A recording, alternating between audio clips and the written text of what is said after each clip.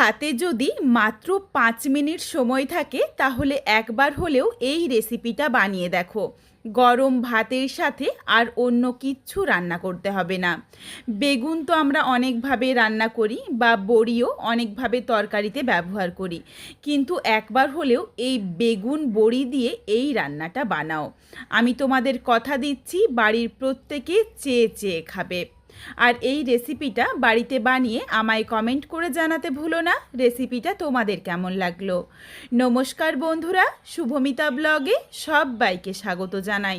তাহলে চলো আজকে রেসিপি দেখে নেওয়া যাক। তবে কেউ স্কিপ করো না। স্কিপ করলে আমি কি পদ্ধতিতে রান্নাটা করলাম বা কখন কোন মশলার কিভাবে কতটা পরিমাণে ব্যবহার করলাম সেটা তোমরা মিস করে যাবে, তখন হয়তো খেতে এতটা ভালো হবে না। এখানে আমি প্রথমেই দুটো ছোট ছোট বেগুন লম্বা করে কেটে নিয়েছি। বেগুনটা ধুয়ে পরিষ্কার করে সামান্য একটু লবণ দিয়ে ভালোভাবে মেখে রাখলাম। এই রান্নাতে কিন্তু খুব বেশি বড় টুকরো করে বেগুন কাটা যাবে না। এটা ছোট বেগুন বলে 4 টুকরো করলেই হয়ে গেল। যদি বড় বেগুন নাও সেই ক্ষেত্রে অবশ্যই আর একটু ছোট করে টুকরো করে নিও। লবণ দিয়ে মেখে নেওয়ার পর সামান্য একটু হলুদের গুঁড়ো দিয়েও বেগুনটাকে মেখে রেখেছি। একটা বাটিতে কিছু মশলা নিচ্ছি, সেটার পেস্ট বানাবো। প্রথমেই নিয়েছি 1 চামচ পোস্ত। 1 চামচ পোস্ত যদি দাও সেই ক্ষেত্রে অবশ্যই তার অর্ধেক দেবে রাই সর্ষে। হাফ চামচ দিয়েছি রাই সর্ষে, হাফ চামচ গোটা ধনে, হাফ চামচ গোটা জিরে।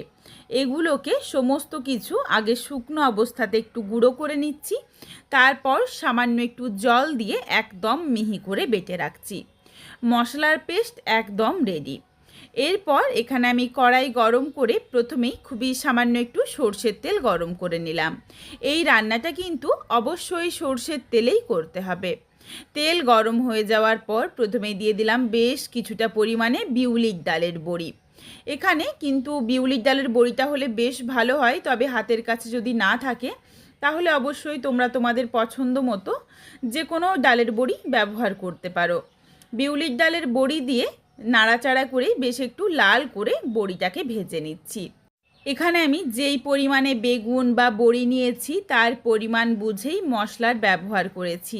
এরপর তোমরা যদি কোনো কিছুর পরিমাণ কম বা বেশি করে নাও সেই ক্ষেত্রে অবশ্যই মশলার পরিমাণটাও কম বা বেশি করে নিও। বেশ লাল করে বড়িটা ভেজে তেলটা ঝরিয়ে তুলে রাখলাম। কড়াইয়ের মধ্যে খুবই সামান্য একটু তেল রয়েছে, এর সাথে আবারও প্রায় 1 থেকে 1.5 চামচের মতো সর্ষের তেল গরম করে নিয়েছি। তেলটা গরম হয়ে যাওয়ার পর প্রথমেই দিয়ে দিলাম বেগুনগুলো। বেগুন দিয়ে নাড়াচাড়া করে বেগুনটা একটু লাল করে ভেজে নেব। তবে ঢাকা চাপা দিয়ে ভাজবো না, ঢাকনা দিয়ে ভাজলে একদম গলে যাবে। এই জন্য আঁচটাকে বাড়িয়ে নিয়েই একটু ভেজে নিচ্ছি। বেগুন তো এমনিতেই নরম সবজি, যাতে একদম গলে না যায় এই দিকেও খেয়াল রাখতে হবে। আঁচটাকে বাড়িয়েই দেখো বেশ একটু লাল করে বেগুনটাকে ভেজে নিয়েছি। বেগুনটা ভাজা হয়ে গেলে বেগুনটাকে আর তেল থেকে তোলার দরকার নেই। এর মধ্যেই একে একে সমস্ত মশলা অ্যাড করব, এরই সাথে রান্না হয়ে যাবে। বেগুন ভাজা হয়ে যাওয়ার পর প্রথমে দিয়েছি 1 চিমটি কালো জিরে ফোড়নে। তারপর দিয়েছি বড় সাইজের একটা টমেটো কুচি, দিয়ে দিলাম 4-5টার মতো ফাটিয়ে নেওয়া কাঁচা লঙ্কা। এগুলো দিয়ে নাড়াচাড়া করে মিশিয়ে নিয়ে এরপর কিছুক্ষণের জন্য একটু ঢাকনা দিয়ে ঢেকে রাখবো, যাতে টমেটোটা একটু মজে যায়, টমেটোটা বেশ একটু হালকা করে ভাজা ভাজাও হয়ে যায়। কিছুক্ষণ ঢাকনা দিয়ে ঢেকে রেখেছিলাম, তারপর দেখো ঢাকনাটা খুলে নিয়েছি। টমেটোটা কিন্তু সুন্দরভাবে একদম নরম হয়ে গেছে। এরপর এখানে দিয়ে দিচ্ছি সামান্য একটু হলুদের গুঁড়ো, সামান্য একটু দিয়ে দিলাম কাশ্মীরি রেড চিলি পাউডার কালারের জন্য। এখানে আমি আর ঝালের জন্য লঙ্কার গুঁড়োটা ব্যবহার করছি না, তার কারণ বেশ কয়েকটা ফাটিয়ে নেওয়া কাঁচা লঙ্কা দিয়েছি, এতেই ঝাল হয়ে যাবে। এই রান্নাতে কাঁচা লঙ্কার ঝালটাই ব্যবহার করতে হবে, তাহলে কিন্তু খেতে বেশি ভালো লাগবে, গন্ধটাও বেশি ভালো আসবে। গুঁড়ো মশলাটা দিয়ে নাড়াচাড়া করে মিশিয়ে নিয়ে দিয়ে দিলাম বেটে রাখা মশলার পেস্ট। এরপর বাটা মশলা দিয়েও একবার মিশিয়ে নিয়েই দিয়ে দিচ্ছি ভেজে রাখা বড়ি। আর এখানে আলাদা আলাদা করে কোনো কিচ্ছু দেওয়ার দরকার নেই। মশলার বাটিটা ধোয়া অল্প পরিমাণে জল দিয়ে দিচ্ছি, ওই 1 কাপের মতো। খুব বেশি জল দেওয়ারও দরকার নেই। এই জলটা বেশ কিছুটা বড়ির মধ্যে টেনে নেবে, তারপর একদম শুকনো শুকনো হয়ে যাবে রান্নাটা। ভালোভাবে মিশিয়ে নেওয়া হয়ে গেলে এরপর এখানে দিয়ে দিচ্ছি স্বাদ অনুযায়ী লবণ, আর খুবই সামান্য একটু চিনি দিচ্ছি যাতে টেস্টটা ব্যালেন্স হয়ে যায়। তার কারণ বেশ অনেকটা পরিমাণে টমেটোর ব্যবহার রয়েছে। লবণ আর চিনি দিয়ে ভালোভাবে মিশিয়ে নেওয়া হয়ে গেলে এরপরই ঢাকনা দিয়ে প্রায় মিনিট 3-4 সময় নিয়ে রান্নাটা করে নেব, যাতে মশলাটাও একটু সেদ্ধ হয়ে যায় আর বড়ির মধ্যেও মশলাটা ভালোভাবে ঢুকে যায়, বড়িটা একটু নরম হয়ে যায়। প্রায় মিনিট 4 মতো রান্না করেছিলাম, তারপর ফেরত এসেছি। দেখো এখানে জলটা কিন্তু বেশ শুকনো শুকনো হয়ে গেছে।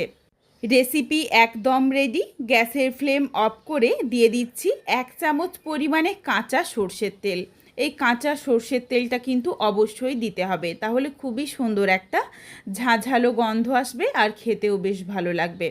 তোমরা চাইলে কিন্তু কাঁচা সর্ষের তেলের সাথে সাথে অল্প একটু ধনেপাতা কুচিও দিতে পারো, তবে এটা অপশনাল, তোমাদের পছন্দ মতো। তারপর ঢাকনা দিয়ে রেখেছিলাম 5 মিনিটের জন্য স্ট্যান্ডিং টাইমে, যাতে এই কাঁচা তেলের গন্ধটা থেকে যায়। তারপর দেখো রান্নাটা নামিয়ে নিয়েছি।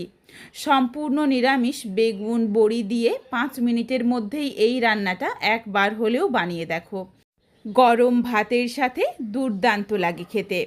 বাড়িতে রেসিপিটা বানিয়ে অবশ্যই আমায় কমেন্ট করে জানিও যে রেসিপিটা তোমাদের কেমন লাগলো। এই রেসিপিটা তোমাদের যদি ভালো লাগে তাহলে লাইক করো, শেয়ার করে বন্ধুদের দেখার সুযোগ করে দিও।